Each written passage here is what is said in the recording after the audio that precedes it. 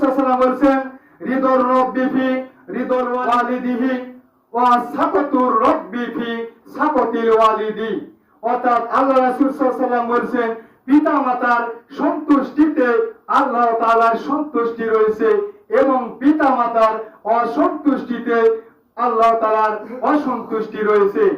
সুতরাং হে সন্তান ও সন্ততি, তোমাদের যাদের পিতা মাতা রয়েছে, তোমরা অবশ্যই হাদিস থেকে শিক্ষা গ্রহণ করবে, এই হাদিস অনুযায়ী অবশ্যই আমল করবে, তবেই তোমরা এখান থেকে বাঁচবে আল্লাহ তাআলার ক্রোধ থেকে, আল্লাহ তাআলার রাগ থেকে, যদি তোমরা পিতা মাতার সন্তুষ্টি অর্জন করতে পারো। অন্যথায় যদি পিতা মাতাকে অসন্তুষ্টি করো কোনোভাবে, কথার মাধ্যমে, কাজের মাধ্যমে, যে কোনো ভাবে যদি তুমি তোমার পিতা মাতাকে অসন্তুষ্টি করো, তবে তোমার উপর তোমার আল্লাহ তাআলা অবশ্যই তোমার প্রতিপালক অসন্তুষ্ট হবেন।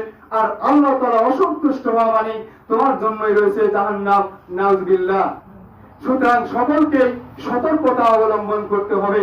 তবে আমি এতক্ষণ পর্যন্ত পিতা মাতার প্রতি সন্তানের কর্তব্য ও দায়িত্ব সম্পর্কে আলোচনা করেছি, কিন্তু আমরা যারা পিতা মাতা রয়েছি, আমাদেরও দায়িত্ব রয়েছে আমাদের সন্তানদের প্রতি, অর্থাৎ সন্তানের প্রতি পিতা মাতার দায়িত্ব ও কর্তব্য রয়েছে। এ বিষয়ে আমি পরবর্তী আলোচনা আনবো ইনশাআল্লাহ।